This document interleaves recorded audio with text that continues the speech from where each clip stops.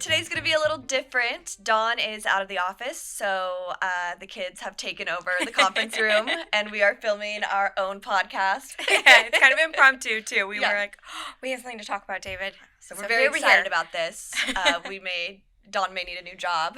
We're taking over.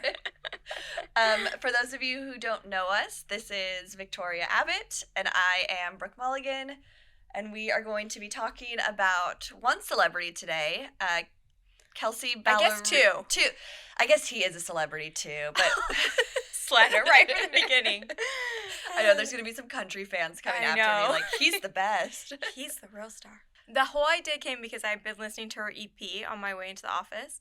I commute, and so the EP's been on replay, and I thought this is a good topic for the podcast because it is about these two celebrities who are divorcing famous country stars, and we thought we would talk about this divorce a little bit. Yes. And how it might have played out different in California even. Exactly. Because they got divorced in Tennessee, right? Correct, yeah. So Tennessee is an equitable division state, whereas California is a community property state. Mm-hmm.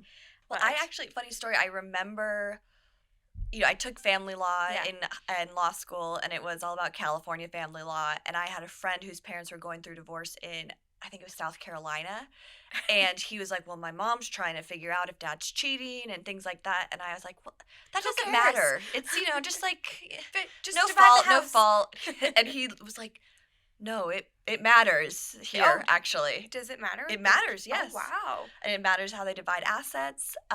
It's the same thing in Georgia. I found this out because I watched The Real Housewives of Atlanta, and there's a divorce going on there, and she has alleged cheating because it can affect support and division of assets, which is totally foreign to us in California. It's hard to even wrap my brain around that because it is so foreign in California. Yeah. I'm trying to think how that plays out.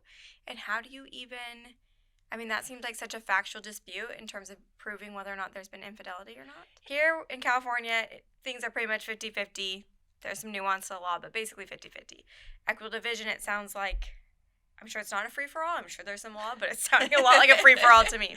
But nonetheless, they got divorced in equitable division state, Tennessee, and they had a prenup. And it sounds like one of the things that came from the prenup is that she ended up giving this house to him because if she didn't give the house to him, they were going to have to go to court about alimony. So maybe we'll talk a little bit about. Yeah. So basically, he presented to her, like, give me half of the house that really isn't mine. Yeah. Or we're gonna go to court and we're gonna fight over spousal support. Yeah. So their counsel calls up her counsel and says, "Hey, the prenup, we're interpreting the prenup this way. They're interpreting it one way, and which we have happen all the time. Mm-hmm. And now Kelsea's in this decision to either give the house or I guess go to public court proceedings about alimony. Oh, and public proceedings. I wasn't even thinking of that. Yeah. There's another layer because they're celebrities. Right. Not that this divorce has been very private anyways, but that's true. Yeah, the EP you've been listening to is all about the divorce. Not to mention he released a song too, I think maybe even an album, but I know a song.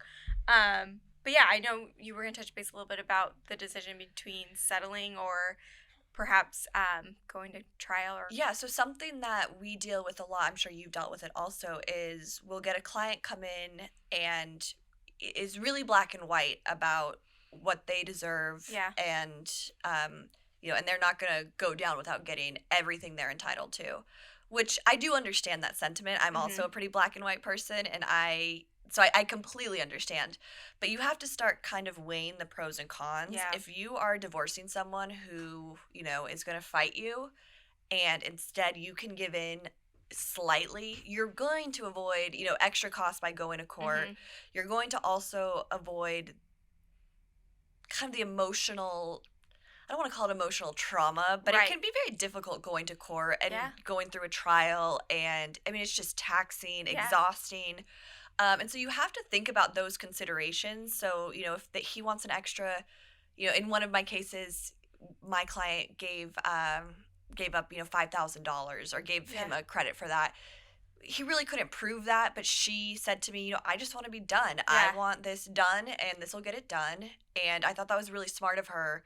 Yeah. She was really focusing on her emotional well-being. I love that. Which I think we need to hope our clients do that, because the tax it takes on you to keep fighting, especially with someone who is ready to fight, and we call it being kind of married to your divorce. Yeah. They're gonna take you down with them. Yeah. And so it seems like that's what she did in this situation. She gave half of the house that he wasn't entitled to, it sounds like, from her point of view, to avoid going to court and, dealing with the spousal support issue. I think it's a great choice. I agree. I think we always try to tell our clients, there's situations where it's worth going to trial. Don't get me wrong. And I know Don always, gives this message to clients that, he's ready to go to trial. He can represent you in trial, but we do tell clients it's out of your hands sometimes. Once you're in front of that judge, they're making the decision. Whereas if you're in these settlement discussions, at least you get to be the one to make the choice. And sometimes that's a nice thing. In Los Angeles, you have to go to mediation before any child custody hearing is held. And we tell our clients, you don't have to come to an agreement, but if they propose something that works for you and you can live with, and it takes into account, all the variables in your specific situation, go for it.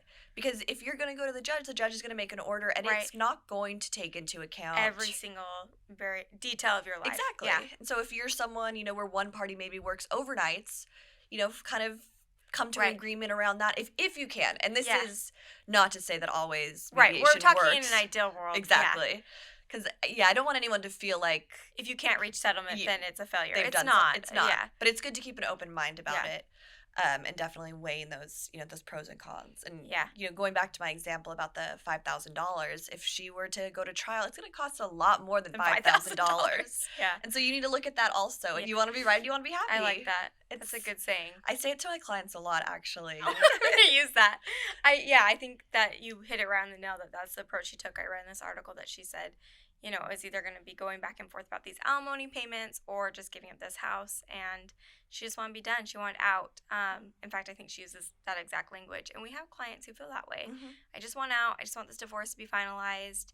And if that's the route that works for you, I think that that's a perfectly fine approach. It's like not a one-size-fits-all type of situation, but that's what she did here. The other thing was just the alimony dispute, which I think would also be different in the state of California. It was short-term marriage. Yeah. So they have a 5-year marriage. Well, I'll get some background too.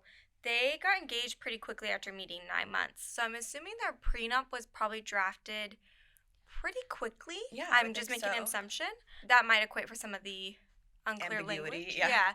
But anyways, 5-year marriage, short-term marriage. Do you want to touch on the law and spousal support in terms of short-term marriages? Yes. So a short-term marriage in California, at least, is anything under 10 years. Once you hit that 10-year mark, you are entitled to one party is entitled to spousal support kind of indefinitely. The court continues to have jurisdiction over it, regardless of how long you've been divorced. On the other hand, when it's a short-term marriage, I actually don't think this is codified or anything, but it's half of the length of the marriage you will get spousal support. And that is usually after the actual judgment is entered. So if you're doing the interim orders, that doesn't always count towards that. In this case, 2.5 years. Yeah. Technically, the courts aren't supposed to use the disso master to calculate permanent support, but I believe what they usually do. Sometimes they do, yeah. And they'll discount it for a permanent order by maybe 15%. Is kind of the rule of thumb I go by when I'm talking to my clients. But they are supposed to be looking at the marital standard of living and kind of come to an order that reflects that. Yeah, that's what I thought was interesting in this case.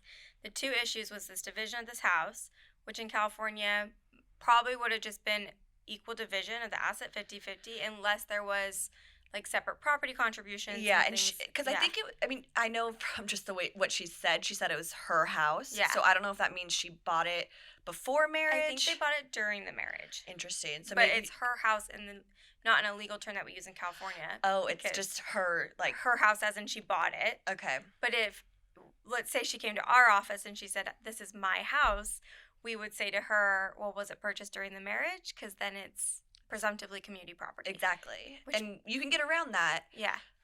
But it's, the burden is on the party asserting that it's separate property. So in this case, it would be Kelsea. And she would need to show that the house was bought with her separate properties. So, money that she earned before the marriage that she had not commingled. If she had commingled it, then you could try to do a tracing. Right. But it's difficult. Yeah, and it would be much harder to argue in the state of California, this is her house. Exactly. And this, then again, back to the alimony, right? It was a short-term marriage. So alimony wouldn't even really be an issue because we would really only be looking at a 2.5 year period at probably the most. Exactly. And most likely less than that. And I think if you were to equate these two incomes, I don't think that there would even be that high of a spousal support. I was wondering that because I don't really know country stars very well, so I don't know if they're comparable or not. Yeah, Jen, my paralegal, she is a big country fan, and she said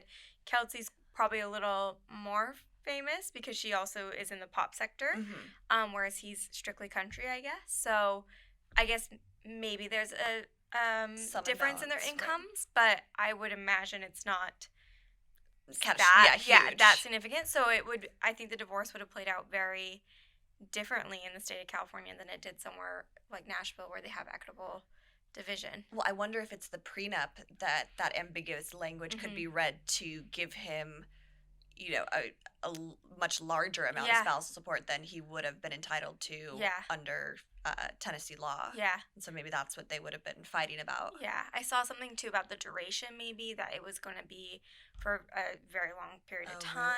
Really? Which also, they got married. She was 22.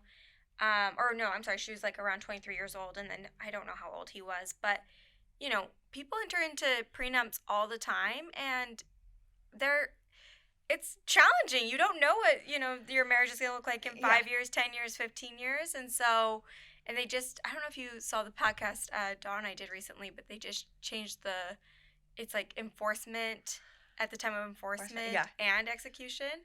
So, you're contracting and you don't really know what the future holds. Yeah, so there's that saying that the person you divorce is not the person that you married. Yeah. And similarly, the person you are contracting a prenup with is not the person that you are going to be dealing with at a divorce who's trying to enforce the prenup. Yeah. I think that's been very true in this case. You can just tell from the tension and the back and forth that's happened in the media that this is not an amicable divorce. That the back and forth is...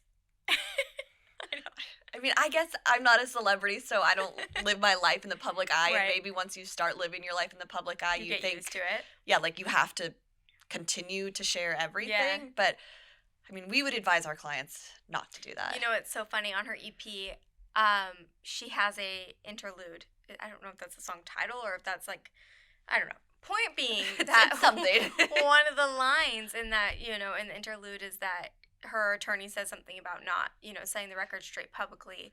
And that is so true, right? If we have clients who are divorcing, we would never advise them to go on social media platforms and make statements about the divorce because you never know what's going to be entered into evidence. Well, it goes back to do you want to be right or do you want to be happy? And you are not going to be a happy person if you continue to, live in your divorce or separation or, whatever, the goal should be, deal with it and then move on if possible. Yeah. No, I think that's, it's such obviously everybody's healing process looks different and we never are judging our clients, but certainly from a legal perspective, we're like, please don't post anything on social media. It's not going to help. Please don't put anything mean about your spouse on the internet.